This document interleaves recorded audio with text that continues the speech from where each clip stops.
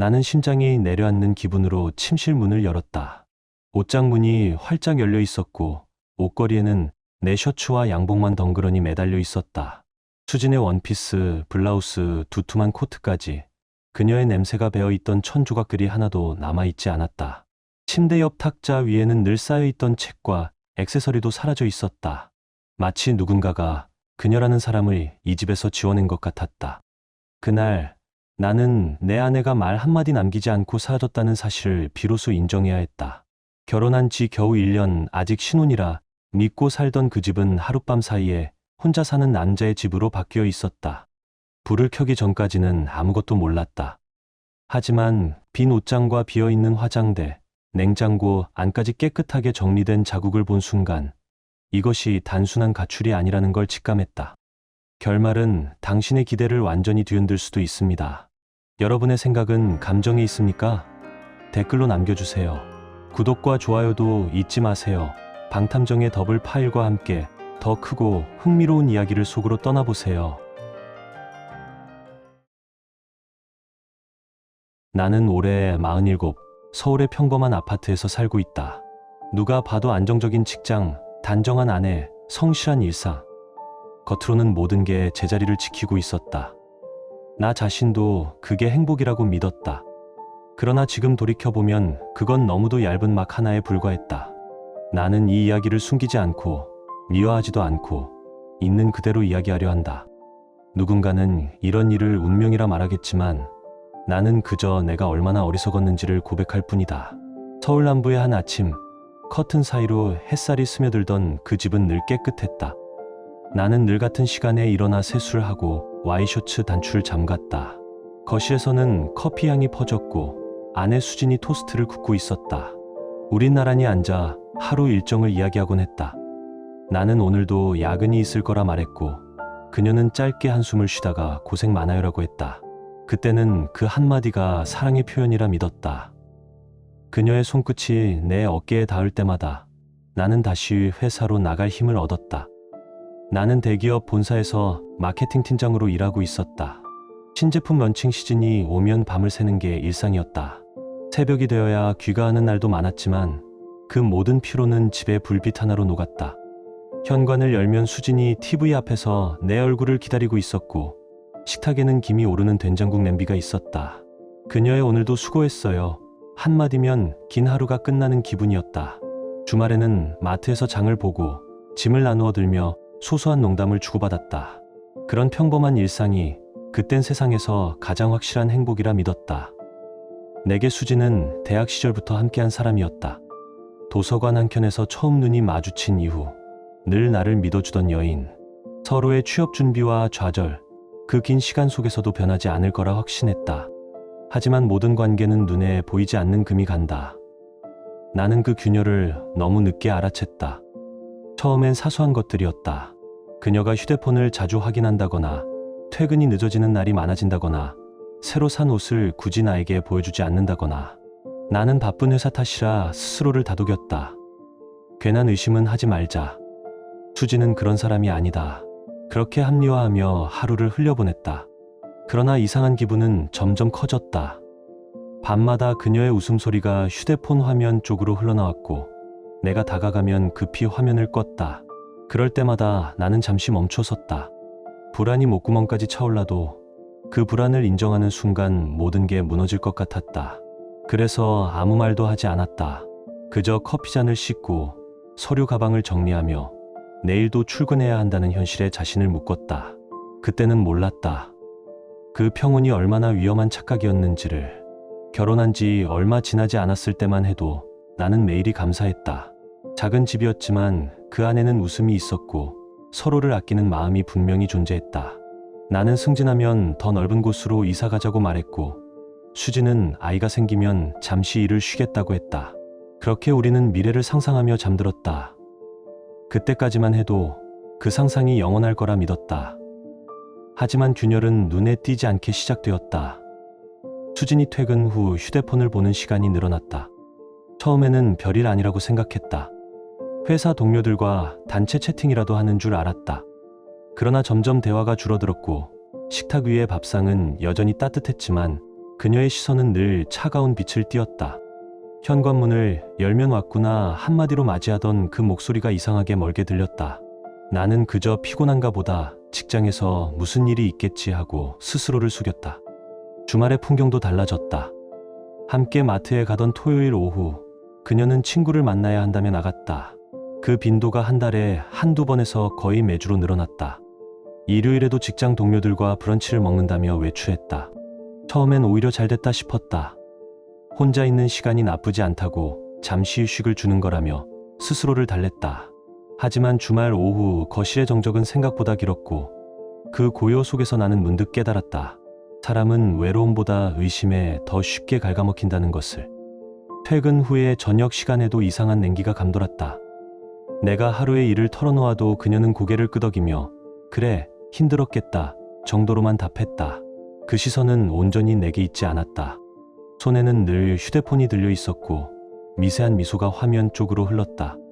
그 웃음이 나를 향하지 않는다는 걸 느끼는 순간마다 내 가슴은 서서히 식어갔다. 밤이 되면 침실에 불이 꺼지고 그녀는 곁에서 조용히 휴대폰을 들여다보았다.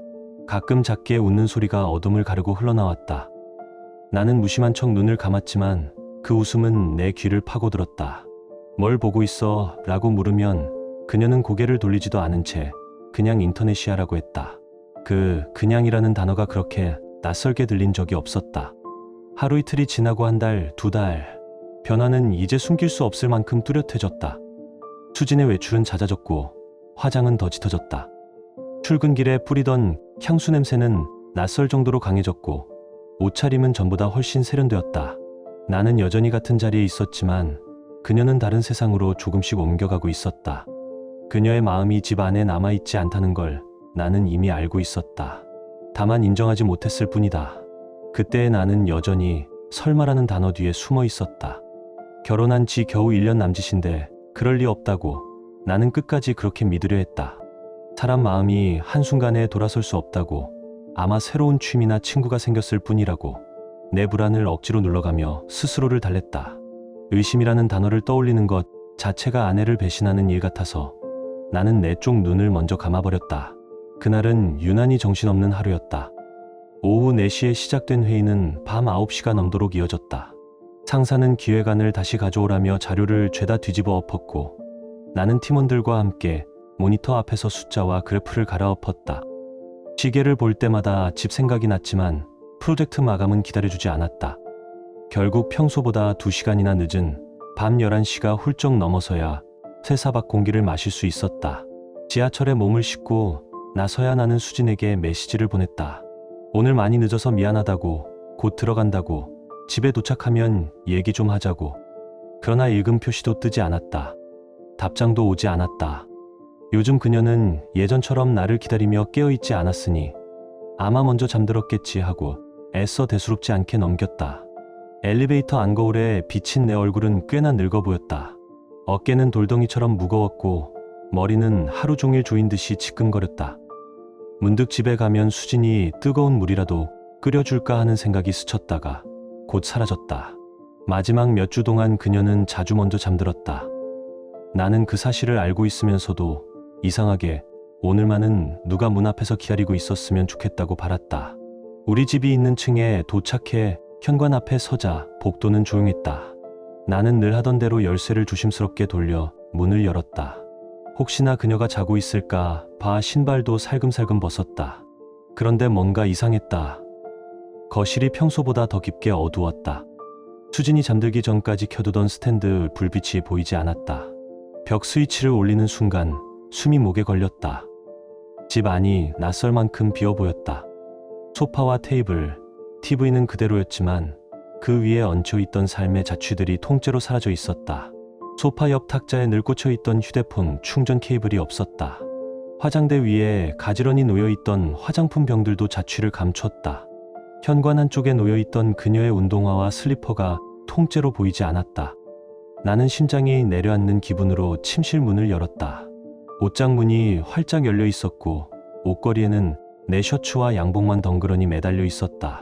수진의 원피스, 블라우스, 두툼한 코트까지 그녀의 냄새가 배어있던 천 조각들이 하나도 남아있지 않았다. 침대 옆 탁자 위에는 늘 쌓여있던 책과 액세서리도 사라져 있었다. 마치 누군가가 그녀라는 사람을 이 집에서 지워낸 것 같았다. 나는 손이 떨리는 걸 느끼며 화장실로 향했다. 세면대 위, 수건거리 위, 한때 빼곡하던 그녀의 물건들을 무의식적으로 찾았다. 그러나 수진이 쓰던 기초 화장품과 스킨, 작은 향수병, 칫솔까지 모두 사라졌다. 샴푸와 린스도 내가 쓰는 것만 남아 있었고 그녀의 목욕 가운과 빗도 보이지 않았다. 누군가 일부러 골라 담은 것처럼 그녀 것만 정확하게 비워져 있었다. 그제야 머릿속이 새하얘졌다. 나는 비틀거리듯 거실로 나와 소파에 주저앉았다. 눈앞의 풍경은 분명 우리 집인데 그 안에 우리의 흔적은 반쯤 뜯겨나가 있었다. 도대체 언제, 어떻게, 왜? 수많은 물음표가 떠올랐지만 하나도 또렷하게 잡히지 않았다. 아무 말도 남기지 않고 짐을 싸서 나갈 수 있는 사람이 내 아내였다는 사실이 그 어떤 상처보다 먼저 나를 무너뜨렸다. 나는 떨리는 손으로 휴대폰을 꺼냈다. 통화 목록에서 수진이라는 이름을 눌렀다. 신호음이 몇 번이나 울리는 동안 나는 혹시나 그녀가 받을지도 모른다는 희망에 귀를 세웠다. 하지만 아무도 받지 않았다. 한 번 더, 다시 한 번 더 결과는 같았다. 메시지를 보냈지만 화면에는 전송 완료라는 문자만 남았을 뿐 어떤 답도 돌아오지 않았다. 그제야 인정하지 않으려 했던 현실이 서서히 모습을 드러내기 시작했다. 이건 단순한 다툼도 잠깐의 가출도 아니었다. 수지는 준비해서 떠났다. 그리고 나는 그 준비 과정을 옆에서 보면서도 끝까지 보지 못한 남편으로 남았다. 부엌으로 향했을 때 그곳에도 그녀의 흔적은 깨끗이 지워져 있었다. 수진이 매일 쓰던 머그컵, 아침마다 들고 다니던 텀블러, 즐겨 쓰던 냄비까지 사라져 있었다. 냉장고 문을 열자 안은 텅 비어 있었다. 그녀가 즐겨 먹던 요구르트, 잘게 썰어두던 과일조차 보이지 않았다. 냉장고 안의 냄새마저 낯설었다. 마치 처음부터 혼자 살던 사람의 집 같았다. 나는 소파에 다시 주저앉았다. 머리를 감싼 손끝이 떨렸고 가슴 안쪽이 서서히 쪼여왔다. 결혼 1년 만에 그것도 아무런 말 한마디 없이 사라질 수 있다는 게 도무지 믿기지 않았다. 며칠이 지나도 연락은 오지 않았다. 밤마다 텅 빈 침대에 누워 천장을 바라보다 새벽을 맞았다. 그녀가 왜 아무런 흔적도 남기지 않았는지, 어떤 생각으로 떠났는지 이해할 수 없었다. 혹시 무슨 일이 생긴 건 아닐까? 아니면 정말로 다른 사람이 생긴 걸까? 걱정과 의심, 분노와 자책이 얽혀 머릿속이 엉켜버렸다. 회사에서도 아무 일도 손에 잡히지 않았다. 동료들이 괜찮아요? 라고 물을 때마다 그저 몸이 좀 안 좋다고 대답했다. 아내가 사라졌다고 말하는 순간 내 인생이 망가질 것 같았다. 점심시간에도 혼자 남아 휴대폰을 들여다보는 게 습관이 됐다. 화면이 깜빡일 때마다 혹시나 하는 마음으로 숨을 죽였지만 메시지는 오지 않았다. 일주일쯤 지났을 때 더는 기다릴 수 없었다. 나는 수진이 다니던 회사에 전화를 걸었다. 그런데 돌아온 대답은 너무도 간단했다. 한 달 전에 퇴사하셨어요. 그 한마디가 내 귓속을 찢었다. 한 달 전이라면 그녀는 이미 그때부터 모든 걸 준비하고 있었단 뜻이었다. 나는 그제야 완전히 무너졌다. 그녀의 친구들에게 연락을 돌렸지만 아무도 모른다고 했다. 오히려 나에게 되묻는 사람도 있었다. 수진이 어디 간 거야? 그때 나는 깨달았다. 그녀는 단순히 떠난 게 아니라 내 인생에서 완전히 사라질 계획을 세운 거였다. 회사 선배가 내 얼굴을 보고 조심스럽게 말했다. 이런 경우엔 전문가 도움을 받는 게 좋을 거야. 아는 사람 있어. 나는 처음엔 망설였다. 하지만 다른 방법이 없었다. 결국 선배가 알려준 탐정 사무소를 찾았다. 탐정은 쉰중반쯤 되어 보이는 남자였다. 낡은 수트 차림에 몇 번의 사건을 겪은 듯한 눈빛을 가지고 있었다. 그는 내 이야기를 조용히 들었다. 내가 설명한 아내의 변화와 휴대폰, 외출, 화장, 말투 모두를 차근히 적어 내려갔다. 그리고 고개를 들더니 담담하게 말했다. 아마 다른 남자가 있을 가능성이 높습니다. 그 말을 듣는 순간 내 속에서 무언가 부서지는 소리가 났다. 하지만 나는 아무 말도 하지 않았다. 그저 고개를 끄덕였다. 진실을 알고 싶었다. 그녀가 왜 그런 선택을 했는지, 어디서 어떤 얼굴로 살아가는지 알아야만 했다. 비용이 적지 않았지만 주저하지 않았다. 나는 이미 절망보다 진실이 더 두려워진 사람이었다. 탐정은 일주일이면 결과를 알 수 있다고 했다. 그 일주일은 지옥 같았다. 밤마다 침대에 누워 상상을 했다. 혹시 그녀가 다른 남자와 함께 있는 건 아닐까? 그럴 리 없다고 스스로를 다독이면서도 머릿속은 그 장면으로 가득 찼다. 그리고 마침내 일주일 후 연락이 왔다. 결과가 나왔습니다. 직접 오시는 게 좋겠습니다. 사무실 문을 열자 책상 위에 사진 몇 장과 서류 봉투가 놓여 있었다. 탐정은 미안하다는 얼굴로 나를 바라보았다. 준노 씨가 예상하신 대로입니다. 나는 첫 번째 사진을 보는 순간 숨이 멎었다. 수진이었다. 낯선 남자와 함께 마트 카트를 밀며 웃고 있었다. 두 사람은 오래된 부부처럼 자연스러웠고 그녀의 얼굴엔 내가 한 번도 보지 못한 표정이 떠올라 있었다. 두 번째 사진은 더 잔인했다. 그들이 오피스텔 입구로 손을 잡고 걸어 들어가는 모습이었다. 탐정의 목소리가 이어졌다. 한 달 전부터 저곳에서 함께 지내고 있습니다. 그 말이 끝나기도 전에 머릿속이 하얘졌다. 손끝이 얼어붙고 호흡이 멈췄다. 사진 속 수지는 너무도 평온했다. 내가 알던 사람은 거기 없었다. 탐정은 마지막으로 영상 하나를 내밀었다. 화면 속에는 그녀가 낯선 남자와 함께 부엌에서 요리를 하고 있었다. 같이 웃고 포옹하고 같은 소파에 앉아 텔레비전을 보고 있었다. 그 순간 내 안의 마지막 온기마저 꺼져버렸다. 탐정이 보여준 마지막 영상 속에 그녀는 낯설었다. 그 부엌은 분명 나와 함께 신혼을 시작했던 그 부엌과 닮아 있었고 그녀는 그곳에서 또 다른 남자와 웃고 있었다. 나는 숨을 쉴 수 없었다. 다리가 풀려 의자에서 일어날 수조차 없었고 몸이 식어가는 느낌만 남았다. 그 순간까지도 믿고 싶었다. 무슨 오해일 거라고, 잠시 잘못된 길로 들어선 것뿐이라고. 하지만 사진과 영상이 보여주는 현실은 너무도 명확했다. 그녀는 이미 내게서 떠났고 그 선택을 후회하지 않는 얼굴이었다. 며칠 동안 나는 집에서 한 발자국도 나가지 않았다. 회사에는 병가를 내고 하루 종일 소파에 누워 천장만 바라보았다. 눈을 감으면 수진의 웃음소리가 들렸고 눈을 뜨면 빈 방의 정적이 나를 덮쳤다. 분노와 슬픔이 교차했다. 그녀가 나를 버린 이유를 알고 싶었고 동시에 아무것도 알고 싶지 않았다. 하지만 시간이 흐를수록 한 가지 생각만 또렷해졌다. 이대로 무너져 있을 수는 없다는 것. 그녀가 배신을 택했다면 나는 그에 맞는 대가를 치르게 해야 했다. 단지 감정적인 복수가 아니라 정당한 방식으로. 나는 법의 이름으로 이 일을 끝내기로 결심했다. 탐정이 남긴 증거들을 다시 꺼내보았다. 사진의 날짜, 영상의 화질, 녹음된 소리 하나까지 꼼꼼히 확인했다. 그 모든 게 내게는 고통이었지만 동시에 무기가 되었다. 나는 인터넷을 뒤져 이혼 전문 변호사를 찾아 나섰다. 수많은 법무법인 홈페이지를 살펴보며 경력과 승소율을 비교했다. 불륜 소송에서 이긴 사례가 많은 변호사를 찾고 싶었다. 결국 강남의 한 법무법인 20년 경력의 여성 변호사에게 상담을 예약했다. 상담 당일 나는 증거가 담긴 가방을 들고 그녀의 사무실을 찾았다. 탐정이 찍은 사진과 영상, 통화 기록, 문자, 그리고 내가 써둔 일기까지. 중년의 변호사는 차분히 내 이야기를 들었다.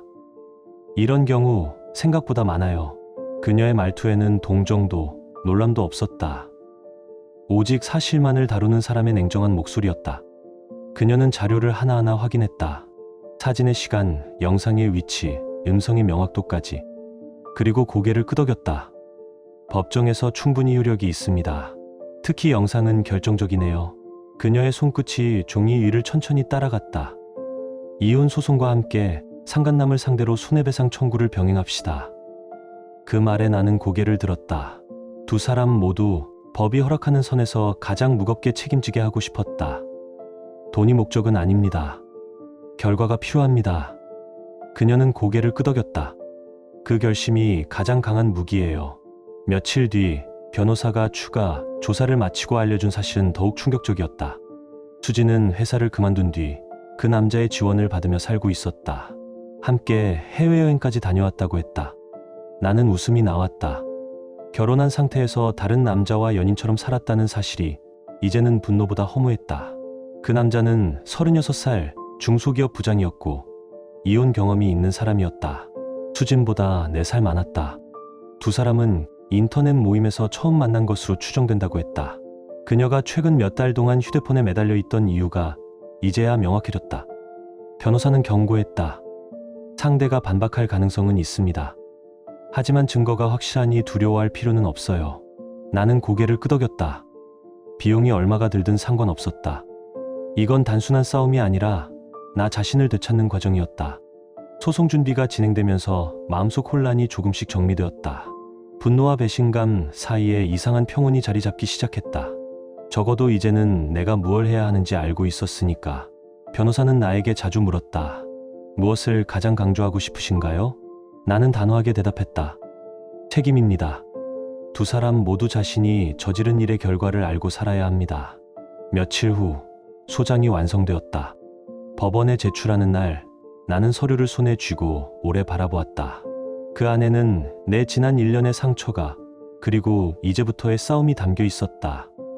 서류에 도장을 찍는 순간 손끝이 약간 떨렸다. 하지만 그 떨림은 두려움이 아니라 결심이었다. 서류를 제출하고 법원 문을 나서는 순간 어깨가 한결 가벼워졌다. 이제는 피해자가 아니라 싸우는 사람으로 서 있다는 감각이 들었다. 비로소 시작이었다. 하지만 소송이 시작되자 예상치 못한 일이 벌어졌다. 먼저 수진의 전 직장에서 일이 새어나갔다. 이미 퇴사한 상태였지만 불륜 소식은 순식간에 퍼졌다. 누군가 그녀의 이야기를 알고 있었던 모양이었다. 아마 떠나기 전 믿었던 누군가에게 털어놓았겠지. 직원 수 50명 남짓한 회사였다. 그런 곳에서 비밀이란 오래 버티지 못한다. 결혼 1년도 안 된 시혼이 남편을 버리고 다른 남자에게 갔다더라. 그 한마디가 불씨가 되어 하루 만에 퍼졌다. 소문은 곧 사실처럼 굳어졌고 사람들은 그녀의 이름을 입에 올리며 혀를 찼다. 더 큰 파문은 상간남의 회사에서 터졌다. 그는 제조업체 부장이었고 직원이 200명 정도 되는 회사였다. 그곳에서도 누군가 법원에 제출된 소송 서류를 본 것 같았다. 유부녀와 불륜을 저지른 부장이라는 이야기가 익명 게시판에 올라왔다. 댓글은 순식간에 수백 개로 늘어났다. 이런 사람을 그대로 두는 게 맞느냐. 회사 이미지의 먹칠이다. 비난은 눈덩이처럼 커졌다. 출근길마다 그는 시선을 피할 수 없었다. 복도에서 마주친 동료들은 인사를 하지 않았고 점심시간엔 혼자 밥을 먹었으며 회의실에서는 모두가 침묵으로 그를 밀어냈다. 그의 자리는 있었지만 그를 향한 자리는 없었다. 결국 인사팀이 움직였다. 공식적인 사유는 회사 이미지 실추. 직접적인 업무 문제는 아니었지만 거래처에서 항의가 들어왔다는 이유로 징계위원회 회부가 결정됐다. 그를 담당해서 제외하고 타 부서로 이동시키는 방안이 논의됐다. 명목은 조정, 실상은 좌천이었다. 거래처 관계는 이미 무너지고 있었다. 오랜 협력업체 사장이 직접 전화를 걸어왔다. 앞으로는 다른 담당자랑 일하겠습니다. 신뢰가 깨진 순간 비즈니스는 끝이었다. 회사라는 조직에서 도덕적 흠결은 가장 비싼 대가를 치르게 한다는 걸 그는 몰랐다. 한편 수진 쪽에서도 상황은 달라지지 않았다. 직장은 떠났지만 세상은 좁았다. 그녀가 살고 있는 오피스텔 주변에서도 사람들이 수군거렸다. 근처 마트, 커피숍, 관리사무소. 그녀의 얼굴을 알아본 사람들은 속삭였고 그 속삭임이 점점 커져 이름이 되었다. 그 여자 불륜으로 소송당했다며? 그 말이 한번 퍼지자 수진은 더 이상 고개를 들 수 없었다. 집 밖을 나설 때마다 시선이 따라붙었고 웃음소리조차 자신을 향한 조롱처럼 들렸다. 그녀는 오피스텔의 창문을 자주 닫았다. 햇빛이 아니라 사람의 시선을 가리기 위해서였다. 생활도 어려워졌다. 남자의 회사에서 보직이 바뀌고 수입이 줄었다. 두 사람이 함께 살던 오피스텔의 월세가 부담이 되었고 카드 결제일이 돌아올 때마다 다툼이 잦았다. 처음엔 사랑이라 믿었던 관계가 이제는 서로의 짐이 되어 있었다. 나는 그 사실들을 변호사를 통해 전해들었다. 놀랍지도 않았다. 세상은 생각보다 공평했다. 누군가를 무너뜨리려면 때로는 손끝 하나 까딱할 필요가 없다.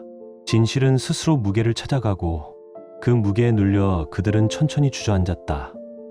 소장이 접수되고 시간이 지나면서 내 어깨에서 조금씩 힘이 빠져나가는 걸 느꼈다. 이제 나는 더 이상 당하기만 하는 사람이 아니었다. 내 삶을 부숴놓은 일에 정면으로 맞서는 쪽으로 옮겨선 것이다. 그렇다고 모든 것이 시원하지만은 않았다. 그녀와 함께 보냈던 시간들을 통째로 부정할 수는 없었으니까. 그래도 한 가지는 분명했다. 잘못한 일에는 그에 맞는 결과가 따라야 한다는 것. 소송이 시작되자 일은 예상보다 더 크게 번졌다. 처음에는 주변 사람들 사이에서만 오르내리는 얘기인 줄 알았다. 하지만 곧 인터넷 기사 하나가 올라왔다. 실명은 가려졌지만 신혼부부의 불륜과 손해배상 소송이라는 제목은 사람들의 호기심을 끌기에 충분했다. 댓글에는 각자의 분노와 냉소가 뒤섞여 달렸다. 다들 자기 얘기인 양 달려들어 한마디씩 곧했다. 커뮤니티에서도 비슷한 이야기가 퍼졌다. 결혼 1년 만에 남편 버리고 다른 남자랑 동거. 구체적인 이름은 없었지만 주인공이 누구인지 아는 사람들에겐 금방 연결될 만한 내용이었다. 수진과 그 남자는 그제야 이 일이 단순한 사적인 문제가 아니라는 걸 깨달았을 것이다. 둘은 점점 밖으로 나가는 걸 피하기 시작했다.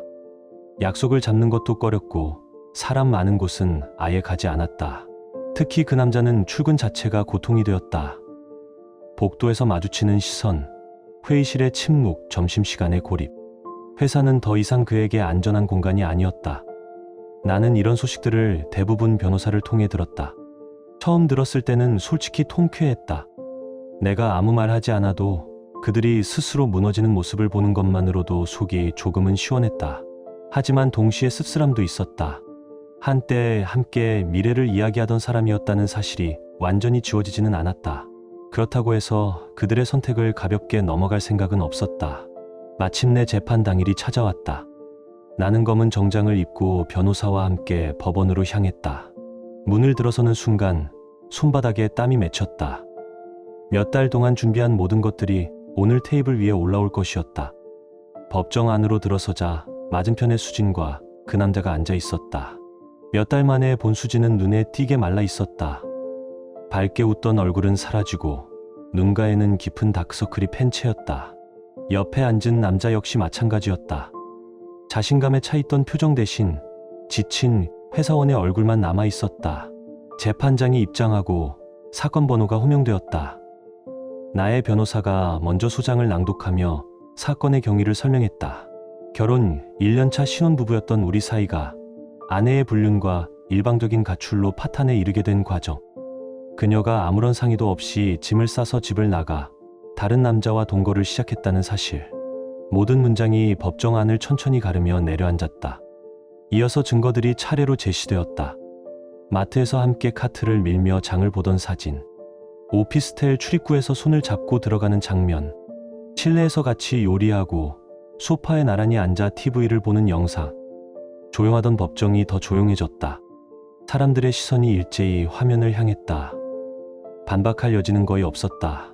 수진 쪽 변호사는 남편의 잦은 야근과 소통 부족, 외로움을 이유로 들었다. 충분히 힘들었을 수 있는 이야기였다. 하지만 판사의 목소리는 단호했다. 그렇다 하더라도 혼인 관계가 유지되는 동안 다른 이성과 관계를 맺고 아무런 대화 없이 집을 나간 행동은 정당화될 수 없습니다. 판사는 특히 아무런 상의도 없이 일방적으로 집을 떠난 점을 악의적 유기로 보았다. 그 말이 법정 안 공기를 가르며 지나갔다. 그 남자 측에서도 입장을 내놓으려 했다. 처음에는 친구로 지냈고 본격적인 관계는 이미 수진이 결혼 생활을 포기한 뒤에 시작되었다고 주장했다. 그러나 제출된 통화 기록과 영상은 그 말을 바로 뒤집었다. 아직 내가 모르는 줄 알던 시기. 수진이 나와 같은 집에서 살던 시기에도 두 사람의 만남이 계속되고 있었다는 사실이 그대로 드러났다. 재판이 진행될수록 수진의 표정은 점점 굳어갔다. 자신이 했던 말과 행동이 한 줄 한 줄 기록으로 읽혀 나올 때마다 그녀의 어깨가 작게 떨렸다. 특히 우리 집에서 그 남자와 통화하던 녹음 파일이 재생될 때 그녀의 얼굴은 순식간에 새하얘졌다. 스피커에서 들려오는 그녀의 웃음소리를 듣는 것은 내게도 잔인한 일이었다. 그러나 나는 눈을 돌리지 않았다. 판사는 양측의 주장을 모두 들은 뒤 잠시 휴정을 선언했다. 법정 안 사람들이 하나둘 자리에서 일어났다. 변호사들이 잠시 밖으로 나가자 그제야 수진이 내 쪽으로 다가왔다. 눈물을 글썽이며 몇 달 만에 처음으로 내 앞에 서 있었다. 수지는 내 앞에서 울먹이며 말했다. 정말 미안해요. 제가 너무 잘못했어요. 다시 한 번만 기회를 주세요. 그녀의 목소리는 떨렸고 무릎을 꿇으려는 손끝이 보였다. 모든 걸 정리하고 돌아갈게요. 그 사람과는 완전히 끝냈어요. 나는 잠시 그녀를 바라보다가 고개를 저었다. 이제 너무 늦었어. 단호한 목소리가 내 입에서 나왔지만 그 안에는 지난 시간의 피로와 체념이 함께 섞여 있었다. 한 번 무너진 신뢰는 다시 쌓을 수 없어. 그리고 그걸 무너뜨린 건 당신이야. 그녀는 울음을 터뜨렸지만 내 마음은 더 이상 흔들리지 않았다. 진심으로 후회했다면 이런 일이 벌어지기 전에 나를 마주했어야 했다. 잠시 후 재판이 다시 시작되었다. 변호사는 차분히 최종 결론을 이어갔다. 피고의 불륜 행위로 인해 의뢰인의 정신적, 사회적 피해가 심각합니다. 상당한 수준의 위자료와 손해배상을 청구합니다. 판사는 고개를 끄덕이며 서류를 훑었다. 수진 측은 금액을 줄여달라고 호소했다. 남편의 잦은 야근과 소통 부재로 외로움을 느꼈다는 이유를 다시 들었다. 하지만 판사는 단호했다. 그렇다 하더라도 혼인 관계를 유지한 채 다른 사람과 동거한 것은 명백한 불법 행위입니다. 이혼을 허가합니다. 그 말과 함께 법정 안공기가 가라앉았다. 이어 판사는 손에 들고 있던 판결문을 내려놓으며 덧붙였다. 피고 수지는 원고에게 위자료를 지급하고 공동피고 또한 별도의 손해배상금을 지급할 것. 낭독이 끝나자 수지는 고개를 숙였다. 눈물이 바닥으로 떨어졌다. 옆자리의 남자도 아무 말 없이 고개를 떨궜다. 나는 조용히 숨을 내쉬었다. 무언가가 끝났다는 것을 이번엔 확실히 느꼈다. 법정을 나서며 변호사가 내게 악수를 청했다. 수고 많으셨습니다. 이제는 새로운 시작을 하셔야죠. 나는 고개를 끄덕였지만 말은 하지 않았다. 그녀의 말처럼 정말 새로운 시작이 필요했다. 법원 계단을 내려오며 뒤에서 내 이름을 부르는 소리가 들렸다. 수진이었다.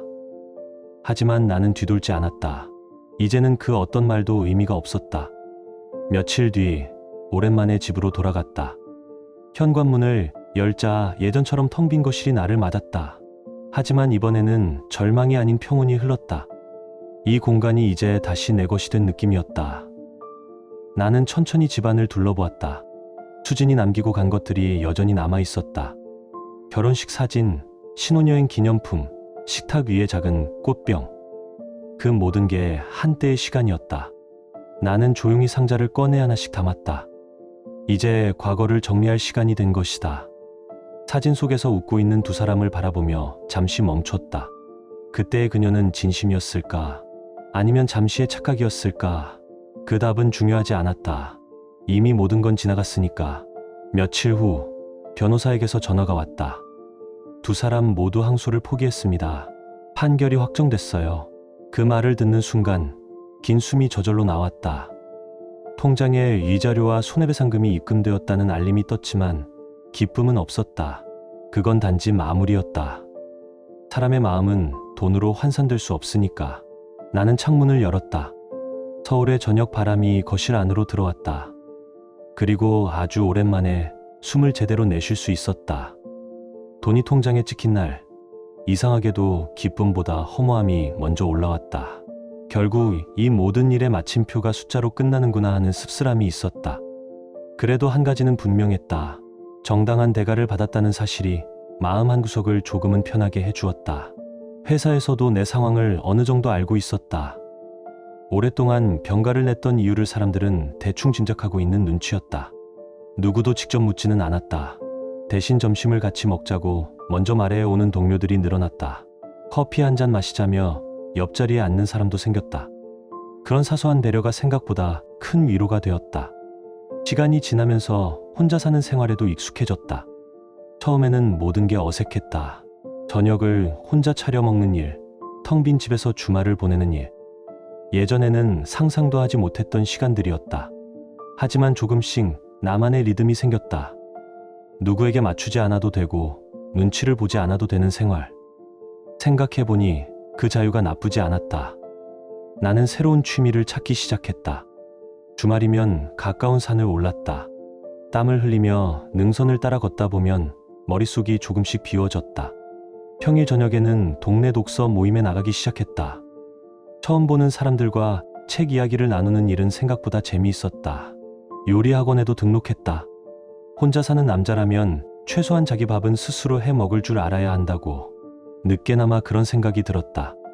이런 활동들을 하면서 새로운 사람들을 알게 되었고 우울했던 시기에는 보이지 않던 내 모습도 조금씩 되찾을 수 있었다. 회사에서도 변한 나를 눈치채는 사람이 많았다. 전에 없던 집중력과 에너지가 생겼다고들 했다. 상사는 중요한 프로젝트를 다시 내게 맡기기 시작했고 승진 이야기까지 흘러나왔다. 한편 수진과 그 남자의 상황은 계속 나빠지고 있다는 소식을 들었다. 변호사를 통해 전해 들은 바에 따르면 그 남자는 결국 다른 부서로 발령이 나면서 사실상 좌천을 당했다. 급여가 줄어들고 맡는 일도 한참 아래 단계로 내려갔다고 했다. 앞으로의 커리어를 생각하면 치명적인 조치였다.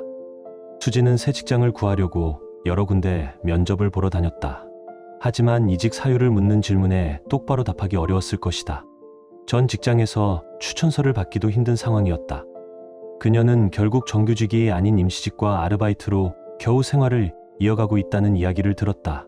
경제적인 부담과 사회적 시선이 겹치면서 두 사람 사이의 관계도 예전 같지 않다고 했다. 이런 얘기를 들을 때마다 감정은 복잡했다.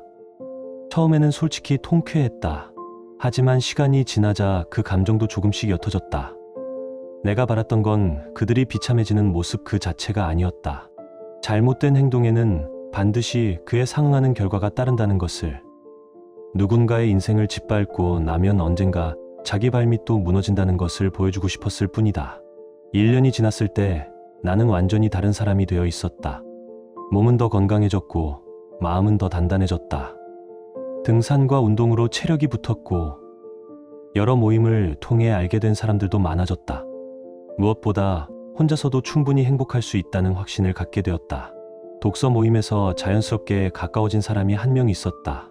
30살의 회사원으로 말수가 많지 않지만 눈빛이 또렷한 여자였다. 함께 책 이야기를 나누다 보면 시간이 금방 흘렀다. 아직 연인이라고 부를 수 있는 사이는 아니었지만 우리 둘 사이에 조용한 호감이 흐르고 있다는 건 서로 알고 있었다. 이번에는 서두르고 싶지 않았다. 조급함 대신 솔직함과 여유를 가지고 천천히 걸어가고 싶었다. 어느 일요일 오후 새로 정리한 거실 소파에 앉아 책을 읽고 있었다.